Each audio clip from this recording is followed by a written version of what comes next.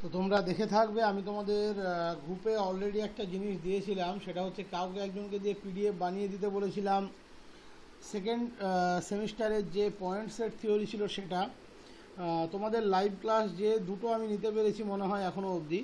তো দুটোতেই এই বিষয়টা কিন্তু আমি বলেছিলাম যে এই মেট্রিক স্পেসের নেবারহুড থেকে শুরু করে লাস্ট অবধি যে জিনিসগুলো আছে এগুলো কিন্তু সবই আমার অলরেডি দেখবে পড়ানো হয়ে গিয়েছে। ইন দ্যাট সেন্স আমি এগুলো সবই পয়েন্ট সেট থিওরিতে পড়িয়েছি।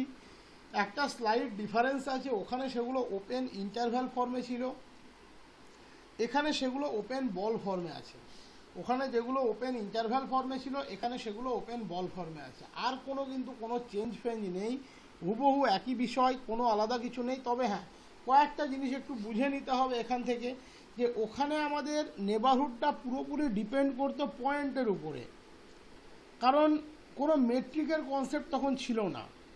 এখানে কিন্তু এই নেবারহুডটা পুরোপুরি পয়েন্টের উপরে ডিপেন্ড করে না, বরং পয়েন্টের উপরে বলতে গেলে খুব কমটাই ডিপেন্ড করে, ম্যাক্সিমামটাই ডিপেন্ড করে আমরা কি মেট্রিক চয়েস করব তার উপরে।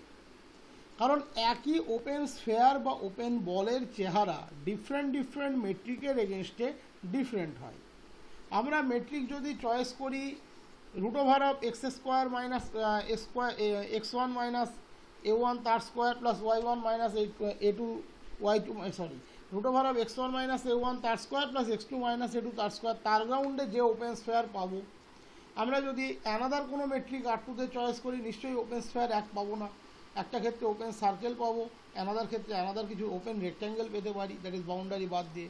তাহলে এখানে কিন্তু এই ওপেন বল বা ওপেন স্ফেয়ারের স্ট্রাকচারটা পুরোপুরি পয়েন্টের উপরে এবং রেডিয়াসের উপরে নির্ভর করে না, বরং মোস্ট জেনারেলি এখানে কিন্তু এটা ডি এর উপরে, দ্যাট ইজ মেট্রিকের উপরে ডিপেন্ড করে।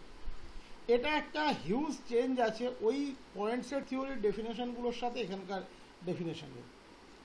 অ্যাকচুয়ালি ডেফিনেশনটা কোনো চেঞ্জ নেই, ডেফিনেশনগুলো সব একই পাবে, শুধু এসএআর এর ফর্মটা ওখানে একটাই ছিল, সেটা ছিল ওপেন ইন্টারভ্যাল। ওখানে আমরা ওই নেবারহুড বলি বা ইন্টেরিয়র পয়েন্ট বলি বা ইন্টেরিয়র অফ এ সেট বলি, টোটালটাই ডিপেন্ড করতো ওপেন ইন্টারভ্যালের উপরে।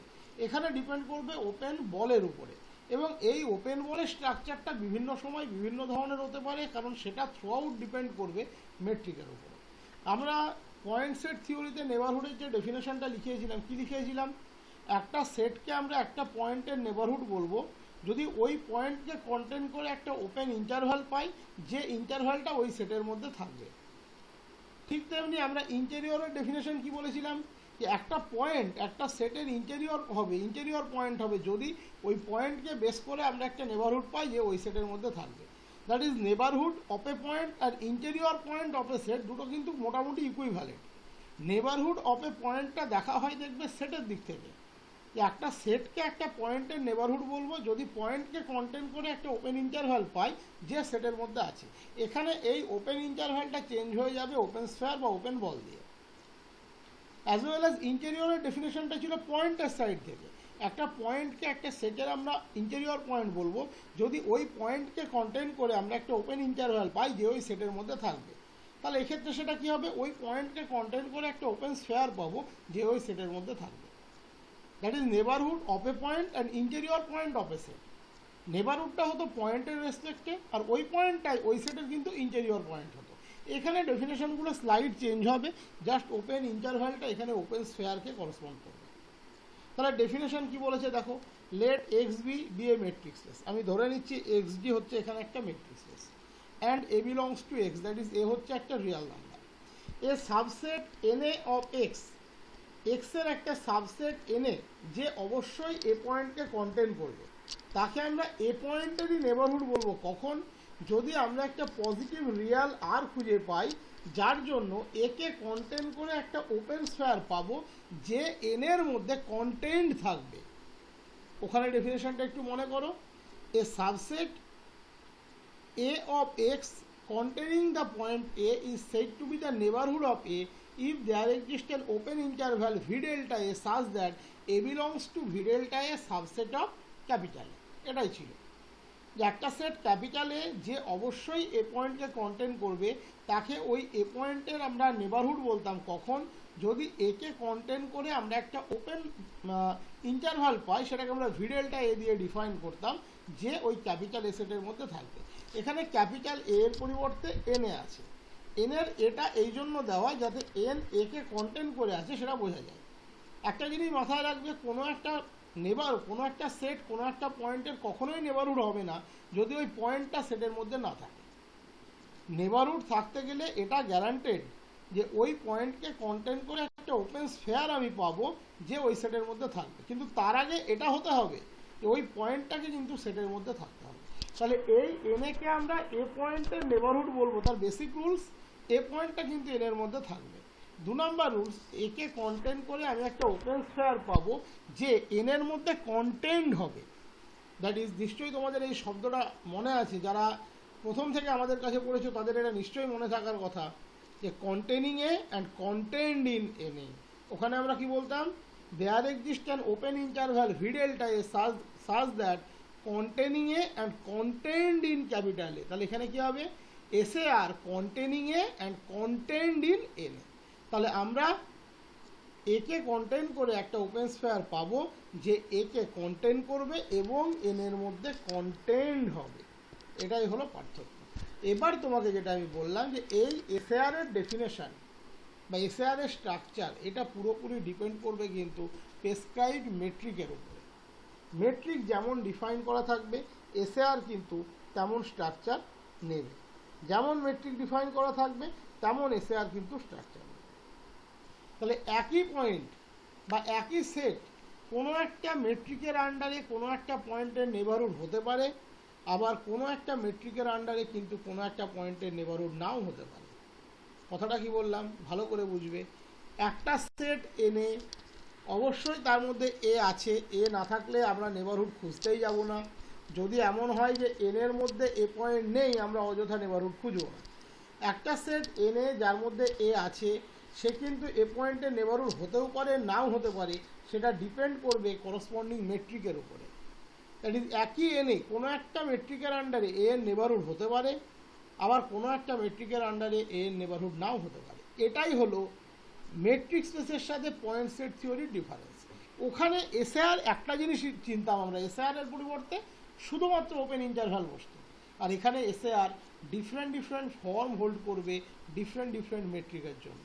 ডেফিনেশনটা এখানে এমনি জাস্ট দেখানো হয়েছে যে এনে একটা সেট ওভারঅল, প্রথমে দেখো এক্সটা হচ্ছে মাদার সেট, তার মধ্যে এনে হচ্ছে সাবসেট, তার মধ্যে এ একটা পয়েন্ট, একে কন্টেন্ট করে আমরা একটা একে সেন্টার করে আমরা একটা আর রেডিয়াসের সার্কেল ড্র করেছি জাস্ট ওপেন স্ফেয়ার কনসেপ্টটা ডিফাইন করার জন্য। ব্র্যাকেটে তার জন্য এসএআর বলা আছে, দ্যাট ইজ এই টোটালটা এন এর মধ্যে থাকবে, এসএআরটা এন এর মধ্যে থাকবে। ওকে, এবার দেখো ওপেন স্ফেয়ার এসএআর, সে তো অলওয়েজ একে কন্টেন্ট করে, আর ওপেন স্ফেয়ার নিজেই তো একটা ওপেন স্ফেয়ার। তাহলে এর ক্ষেত্রে ট্রিভিয়ালি ট্রু আমরা বলতে পারি প্রত্যেকটা ওপেন স্ফেয়ার সে যার সেন্টার অবশ্যই তার একটা নেবারহুড হতেই হবে, কারণ এসএআর নিজে তো এসএআর এর মধ্যে আছেই। করোলারি 1 সেটাকেই ডিফাইন করছে, any open sphere S A R with centre A is a neighbourhood of the point A. যে কোনো ওপেন স্ফেয়ার এসএআর যার সেন্টার হচ্ছে এ, সে নিজে এ পয়েন্টের অবশ্যই নেবারহুড কিন্তু হবে।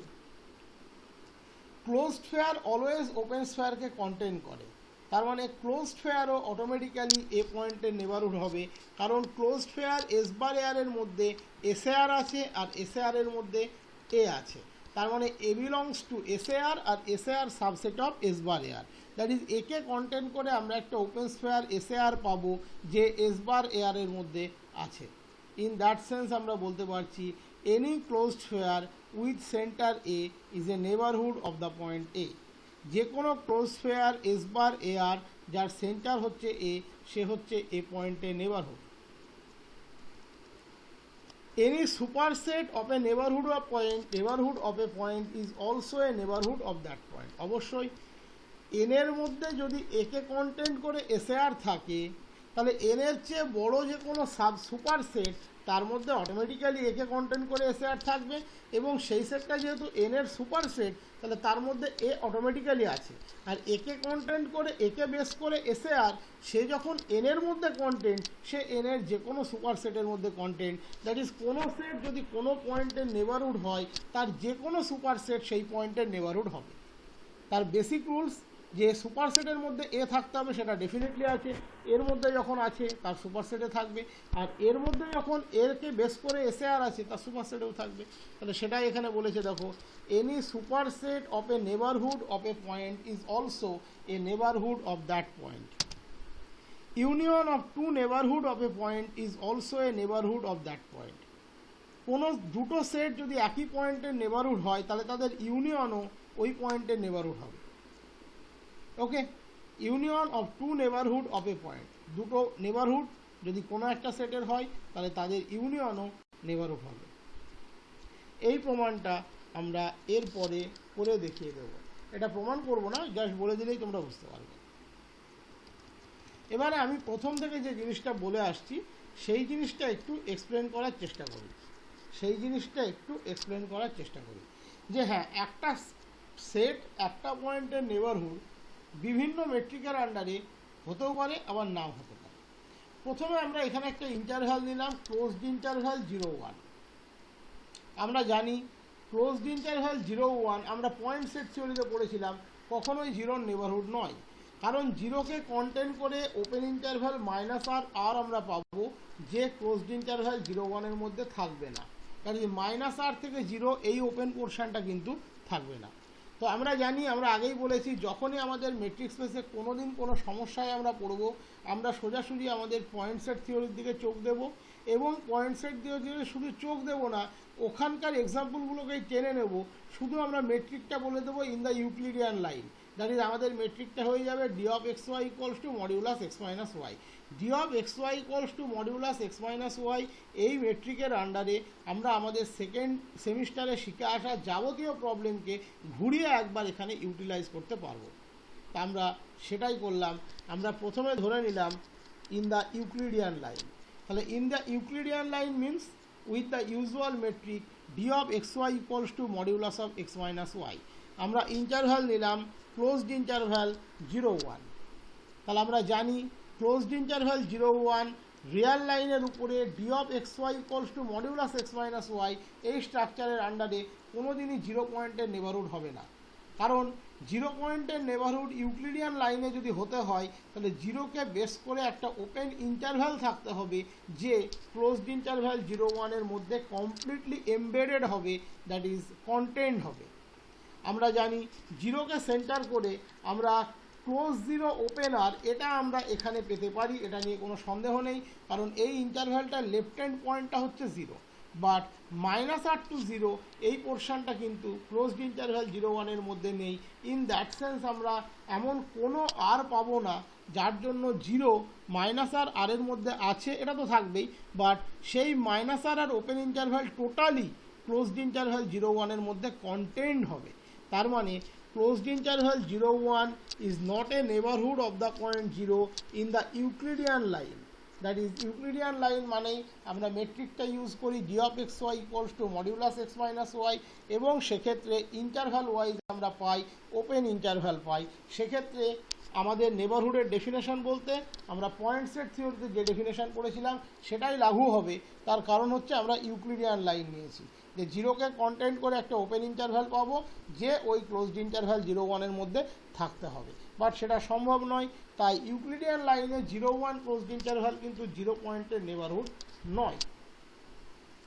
এবার আমরা যদি আর এর উপরে ডিসক্রিট মেট্রিক নিই, তাহলে কি হবে?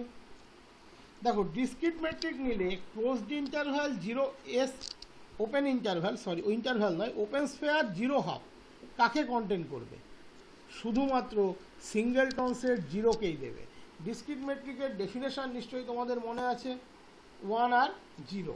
এখানে 0 আর ½ যেহেতু আলাদা, তাহলে যে কোনো ওয়াই তুমি s0½ মধ্যে নিয়ে নাও, তাহলে distance between x and 0 less than ½ হবে, that is that y equals to হতে হবে 0। তার মানে S zero half singleton set zero দেবে, যেহেতু মেট্রিকটা আমরা এখানে ডিসক্রিট মেট্রিক নিয়েছি। তাহলে অবশ্যই zero as a point S zero হাফের মধ্যে আছে, কারণ এস জিরো হাফ হচ্ছে singleton set zero. Zero singleton set জিরোর অলওয়েজ মেম্বার, আর সিঙ্গেলটন সেট জিরো এটাই হচ্ছে এক্ষেত্রে এস জিরো হাফ, যে টোটালি ক্লোজড ইন্টারভ্যাল জিরো ওয়ানের মধ্যে আছে। তার মানে closed interval zero one, zero পয়েন্টের নেবারহুড কখন, যদি আমরা মেট্রিকটাকে ডিসক্রিট মেট্রিক হিসাবে চয়েস করি। আমি সেটাই তোমাদের বললাম যে কোনো একটা সেট, কোনো একটা পয়েন্টের নেবারহুড সবসময়তে কিন্তু ডিরেক্টলি নাও হতে পারে, সেটা কিন্তু পরিষ্কার ডিপেন্ড করবে তুমি কোন মেট্রিক নিচ্ছ তার উপরে। মেট্রিকের সাথে এর একটা সাংঘাতিক রিলেশন আছে, মেট্রিক অনুযায়ী কিন্তু আমাদের এটা ডিফাইন্ড হয়, মেট্রিক ছাড়া কিন্তু এটা ডিফাইন্ড হয় না। এখানে আমরা জিরোকে কন্টেন্ট করে রিয়াল লাইনের উপরে মাইনাস আর ওপেন ইন্টারভ্যাল পেলাম, যে কমপ্লিটলি ক্লোজড ইন্টারভ্যাল জিরো ওয়ানের মধ্যে নেই, তার জন্য ইউক্লিডিয়ান লাইনে এটা কিন্তু মেট্রিক হলো না। বাট এক্ষেত্রে কিন্তু এটা হলো, কারণ জিরোকে কন্টেন্ট করে আমরা একটা ওপেন স্ফেয়ার পাচ্ছি এস জিরো হাফ, যার মধ্যে একটাই পয়েন্ট আছে সিঙ্গেলটন সেট জিরো, আর সিঙ্গেলটন সেট জিরো অবশ্যই ক্লোজড ইন্টারভ্যাল জিরো ওয়ানের মেম্বার। সুতরাং জিরো ওয়ান নেবারহুড হলো জিরো পয়েন্টের আন্ডার দ্য ডিসক্রিট মেট্রিক। আমরা ডিসক্রিট মেট্রিকের ডেফিনেশন তো প্রত্যেকেই দেখেছি, আর এস জিরো হাফের মধ্যে অবশ্যই ডিসক্রিট মেট্রিক যেহেতু ডি, তাহলে এটা একটাই এলিমেন্ট থাকবে সিঙ্গেলটন সেট জিরো। তুমি চাইলে একটা এলিমেন্ট ওয়াই ধরে দেখে নাও, ধরো মনে মনে ধরো let Y belongs to S zero half, তাহলে কি পাবে, D X Y less than r, that is D of Y comma zero less than half. কী দেবে, ওয়াই ইকুয়ালস টু জিরো, আর তো কোনো রাস্তা নেই। তার মানে এস জিরো হাফের মধ্যে একটাই পয়েন্ট আছে, সেটা হচ্ছে zero, that is S zero half হচ্ছে সিঙ্গেলটন সেট জিরো, আর তার মধ্যে অলওয়েজ জিরো আছে, আর সিঙ্গেলটন সেট জিরোর সাথে অবশ্যই ক্লোজ ইন্টারভ্যাল জিরো ওয়ানের মেম্বার। কারণ এক্ষেত্রে এই যে মাইনাস আর আর এটা আসলো কেন, কারণ আমরা d of x y equals to modulus of x minus y নিয়েছিলাম, এখানে সেই রাস্তাটি নেই। That is zero belongs to singleton set zero and that contained in closed interval zero one, that is এখানে এটা কিন্তু জিরো পয়েন্টের নেবারহুড হবে।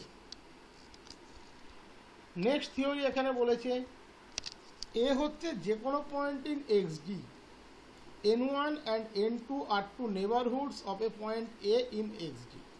এ হচ্ছে xd যে কোনো পয়েন্ট, n1 n2 হচ্ছে a এর দুটো নেবারহুড। তাহলে বলেছে n1 ইন্টারসেকশন n2 সেটাও এ পয়েন্টের নেবারহুড হবে, n1 ইন্টারসেকশন n2 সেটাও এ পয়েন্টের নেবারহুড হবে। তাহলে প্রথমে তুমি ধরে নাও এ এখানে n1 এর মধ্যে আছে, এ এখানে n2 এর মধ্যে আছে। এই থিওরিমটা দেখে কি আগে কিছু মনে পড়লো? নিশ্চয়ই মনে পড়া উচিত, সেকেন্ড সেমিস্টারে করেছিলে। যদি এ এবং বি দুজনেই এ পয়েন্টের নেবারহুড হয়, তাহলে এ ইন্টারসেকশন বি এবং এ ইউনিয়ন বি দুজনেই নেবারহুড হবে। ইউনিয়নের কনসেপ্টটা দেখো আমি এখানেই বলেছি, প্রমাণটা এর মধ্যেই বলে দেবো, মুখেই বলে দেবো। তো সেটাই এখানে আছে, এখানে n1 n2 দিয়ে আছে যে n1 n2 দুজনেই এ নেবারহুড। তাহলে দেখাও n1 ইন্টারসেকশন n2 সেটাও এ পয়েন্টের নেবারহুড হবে। তাহলে n1 হচ্ছে এ পয়েন্টের নেবারহুড, কেউ কোনো পয়েন্টের নেবারহুড হলে অটোমেটিক্যালি পয়েন্টটা সেটের মধ্যে থাকবে, এটা বলার প্রয়োজন পড়বে না। তাহলে ক্লিয়ারলি এ n1 এর মধ্যে আছে, কারণ n1টা এ নেবারহুড এটা প্রেসক্রাইবড আছে। তার মানে এ যদি n1 এ না থাকে তাহলে n1 এ এর নেবারহুড কোনো দিন হবে না। একই রকমভাবে এ n2রও নেবারহুড, তার মানে এ n1 ইন্টারসেকশন n2 তার মধ্যেও আছে, যেহেতু দুজনের মধ্যে আছে, তাহলে n1 ইন্টারসেকশন n2 এটা নট ইকুয়ালস টু 5। এবার হচ্ছে n1 হচ্ছে এ এর নেবারহুড। তাহলে এক্ষেত্রে ম্যাট্রিক্স স্পেসের নেবারহুডের ডেফিনেশন কি বলছে, একটা আর আমরা পাবো, r1 আমরা পাবো, অবশ্যই সেটা পজিটিভ। তুমি চাইলে এখানে r1 greater than 0 belongs to R লিখতে পারো, সেটা বেশি বেটার দেখাবে। ওকে, এই যেখানে পজিটিভ শব্দটা মেনশনই থাকে, তো তুমি ওখানে r1 greater than 0 belongs to R লিখবে, সেটা বেশি বেটার দেখাবে। যার জন্য একে কন্টেন্ট করে একটা ওপেন স্ফেয়ার আছে যে n1 এর মধ্যে কন্টেন্ট আছে, that is a belongs two FAR1 that contained in n1।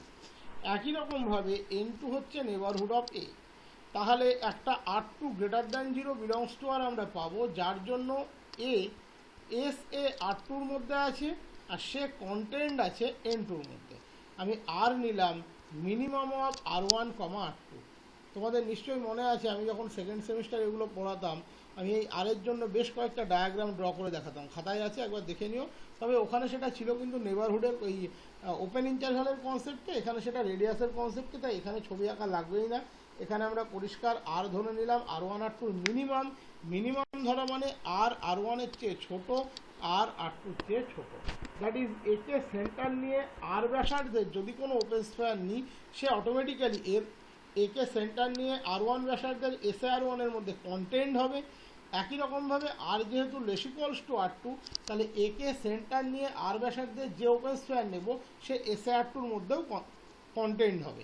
তার জন্য তোমাদের একদম প্রথমে দেখবে একটা থিওরিও করানো ছিল, একদম প্রথমে দেখবে একটা থিওরি করানো ছিল তার গ্রাউন্ডে, এই যেখানে একটা থিওরি করানো ছিল যে যদি R1 লেস দ্যান R2 হয় তাহলে SAR1 কন্টেন্ট ইন SAR2 হবে। তো ওটাই এখানে আমরা ইউজ করছি, যেহেতু আমরা R1 R2-র মিনিমাম নিলাম, আমরা যেহেতু এখানে R1 R2-র মিনিমাম নিলাম, তার মানে SAR1 অবশ্যই অবশ্যই SAR1-এর মধ্যে থাকবে এবং SAR অবশ্যই SAR2-র মধ্যে থাকবে। কারণ আমি R1 R2-র মিনিমাম নিয়েছি, তাহলে R less equals to R1 and R less equals to R2, that is SAR contained in SAR1 and SAR contained in SAR2। আর SAR1 আছে N1-এর মধ্যে, SAR2 আছে N2-র মধ্যে, তার মানে SAR সেও আছে N1-এর মধ্যে, SAR সেও আছে N2-র মধ্যে, তার মানে SAR সে N1 ইন্টারসেকশন N2-র মধ্যে আছে, আর SAR এর মধ্যে এ তো অলওয়েজ আছে। তার মানে একে কন্টেন্ট করে একটা ওপেন স্ফেয়ার পেলাম SAR, যে কন্টেন্ট হলো N1 ইন্টারসেকশন N2-র মধ্যে। তাহলে N1 ইন্টারসেকশন N2 হচ্ছে নেবারহুড অফ এ। আর N1 ইন্টারসেকশন N2 যেহেতু N1 ইউনিয়ন N2-র মধ্যে আছে, তাহলে অটোমেটিক্যালি N1 ইউনিয়ন N2টাও নেবারহুড অফ এ। ওইটা আর প্রমাণ করা লাগে না, ওটা ওই জন্যই করলারির মধ্যে আগে বলে দেওয়া আছে, ওটা তোমরা এখান থেকেই বুঝতে পারবে যে এটা অবশ্যই কন্টেন্ট ইন এই নেবারহুড অফ এ।